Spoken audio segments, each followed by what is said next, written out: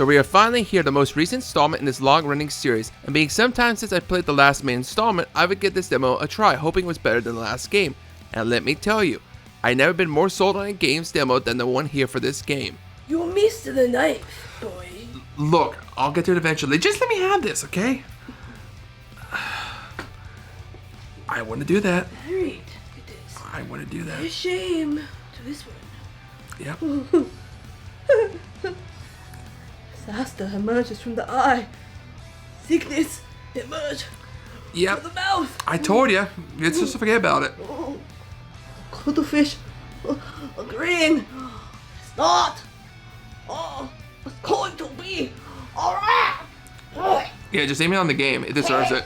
Like clockwork though, the gameplay is once again overhauled, so might as well add another notch to their belt. However, it isn't totally terrible. Instead of the dual weapon system, you get to choose one of 11 weapons with their own movesets and unique skills, battle arts, based on a certain amount of bravery needed, which can be replenished with basic attacks or charge attacks. The game adds a parry and dodge system, rewarding those you do well in either with an instant attack or slow-mo. As you use the weapon, you gain experience, leveling up your stats, and unlock panels that skill orbs can be used to increase stats or give passives. They even added the duels again, this time by pressing a button to accept the duel and be taken to a field of battle, being surrounded by officers. Once enough damage is done before time runs out, you earn an instant kill move and the crowd disperses. Honestly, this is the best dueling system in any of the games. In fact, the combat is phenomenal. Being rewarded with a parry at the right time to stun an officer or weaken the Wushu to get an instant attack. Wushu is basically armor. Each officer has a set amount of armor that would need to be depleted, stunning them, allowing you to activate Assault. This isn't bad at first, but as the game gets further, the time it takes to break these armors take longer.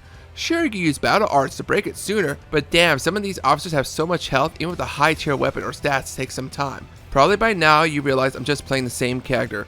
Well, that's exactly the idea with this game. You play a fictional nameless hero with amnesia, referred by many as the Wanderer, a master of the various weapons, and everyone is down bad. I do mean down bad because you can earn various bonding cutscenes in the game with many of the well-known officers, and well, here's a select few. My eyes were ceaselessly drawn to you. At the time, I could not understand why. Tonight, I wish to etch the features of your face and the sound of your voice into my memory. Tonight, I'm going to take all of your measurements. I'll be as accurate and as thorough as possible. Hungry and thirsty I am, like snail reaping snail. Yeah, some of these are kind of sus, but hey, you know, that's That's 3 Kingdoms for you. Fate brings together those parted for 1,000 years.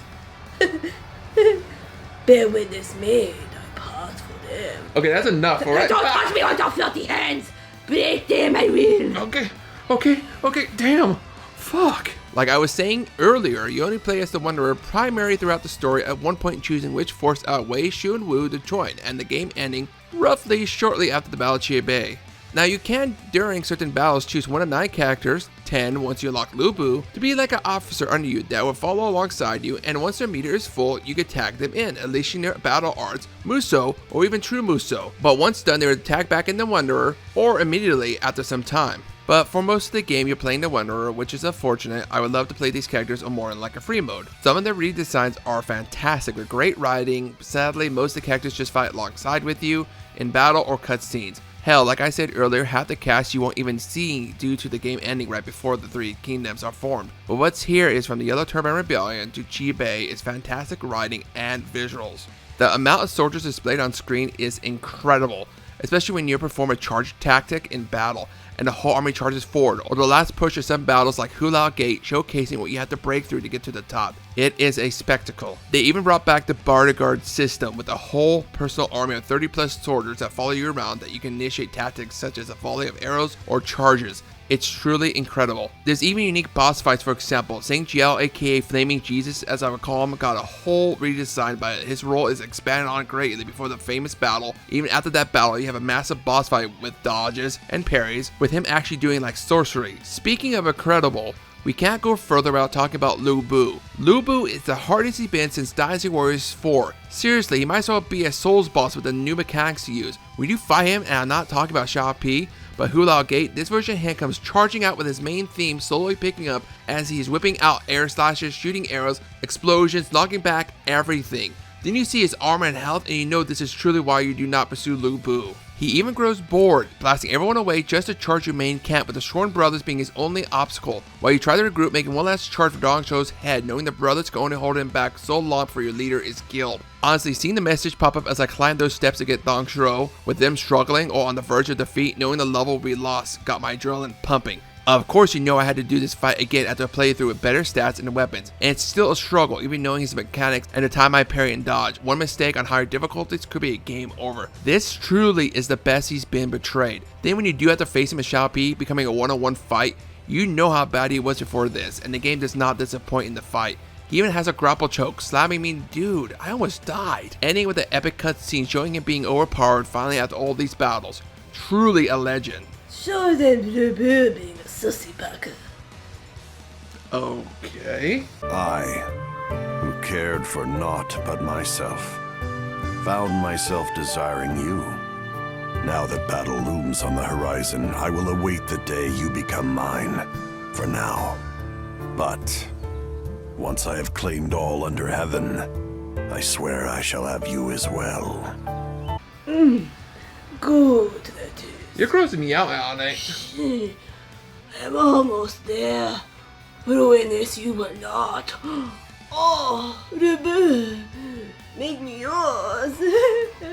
Then the morale bar, aka system, is probably the best representing of your troops will fight harder or take more damage. Nice to see this overhauled too to be more accurate. You can also take items of battle to use as well, collect gems to increase damage or bonus healing, etc. Accessories, aka formal items not seen since the Dynasty Warriors 5 days, make the triumphant return, and you can equip several like the good old days. There's even a sort of open world where you ride around or run around between major towns, and it's done right compared to Dynasty Warriors 9. God, I don't want to talk about that one right now. Later. Of course, we get the what if parts again, you know, like if Diana Wei lived and Sun Jian lived, etc. It's not bad, but for the most part, Diana Wei just with you for future battles. And Sun Jian, like, I don't know, leaves faking his death only to come back for a later battle is kind of stupid, but I guess it gives you the option. If there's one thing negative I could say besides the lack of playable characters, we know, okay, jeez. It's when certain boss fights, when the officer gets low health, they sort of go into this Musouary rage when charging slowly, you have to break all their armor before it happens to get a death blow. If not, they unleash a true Musou and then immediately repeat the same mech. But with all the armor replenished, this is seriously frustrating on some fights, and I am aware of decent ways to do it, but I feel this could be reworked, like maybe not all the armor gets replenished after a successful release of the true Musou. Seriously, that first time fighting Lu Bu and Xiao Pi pissed me off knowing I had to break his armor while he charged with his attack still being unleashed upon my broken soul. It sucks. Other than that, this is definitely interesting and step in the right direction for the series. There is always Dynasty Warriors 8 complete for those wanting more of the old school stuff, and I would be lying if I said I wouldn't miss the dual weapon system I grew to love. But this one just clicked for so many things done right. Hopefully they keep this system for once, and slowly with the next installment, add not just more characters, but being able to play them longer than a few minutes in battle. For now, I think it's time we get the Romance of Three Kingdoms a little break, and head a bit east for the next game, and start with the Warring States period.